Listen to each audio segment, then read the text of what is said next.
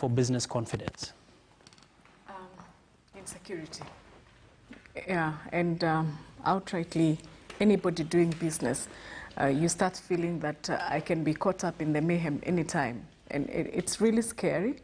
So in my submission, I would say people really need to tone down for the economy of this country to grow.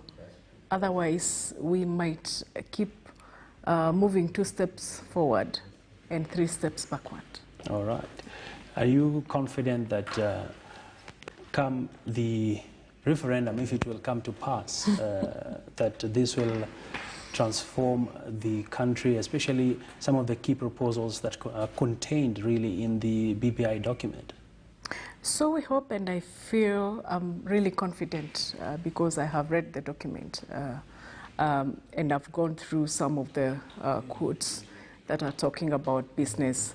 To be very sincere, if that is implemented, because implementation is a challenge, okay, it would really change this country to a very an economy of its own, and it is going to compete with countries that are rolling in the globe. All right. If you look at the introduction of things like biashara mashinani, encouraging the young women, encouraging the young men, the youths, the tax holiday, and so many other quotes that I can pick from it, they would really turn this country into a very good economy. All right.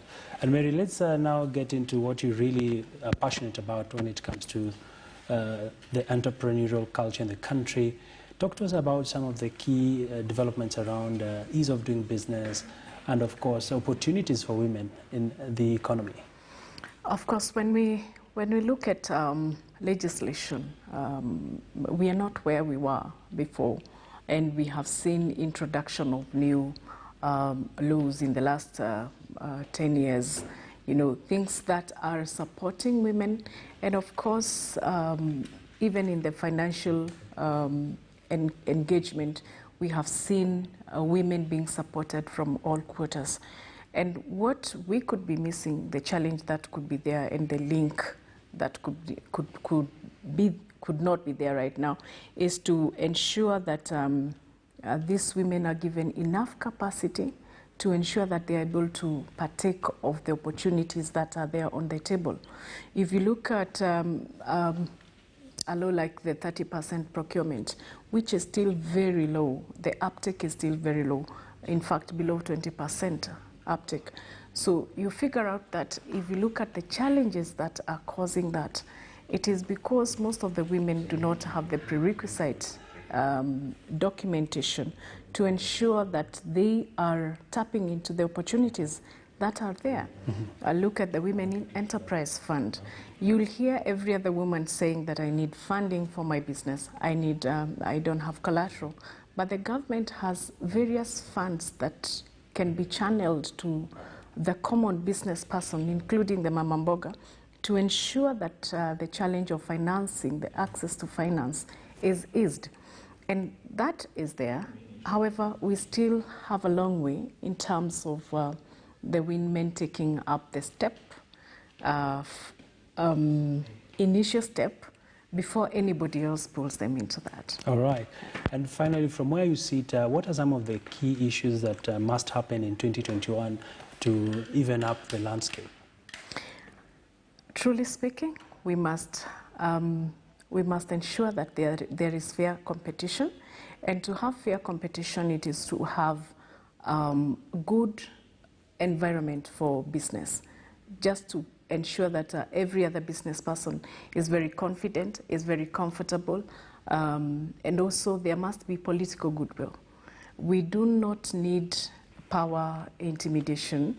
I have seen projects that have been stopped sometimes at the lowest of the levels by the leaders, and that scares off maybe local investors. So we will need a lot of goodwill in terms of consolidation of investments in the country. And of course, a lot of information has to be cascaded down to the right people using the right channels. And if there is a challenge, then there must be private-public partnership to ensure we are reaching to each and every person. All right. That's a perfect place to end the conversation. Absolutely not. And I hope you're coming to attend our International Women's Day. All right. Because we are going to speak about some of those policies on the 26th of March at the Hilton Hotel. Happy Women's Day in advance. Thank you. Well, we've been speaking there to Mary Mudhoni, who is the chairperson of Women in Business, and sharing some various aspects touching on the industry.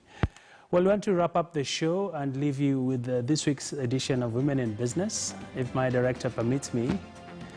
Well, the grooming industry has been dominated by women for many years, and that is the report I'd like to leave you with.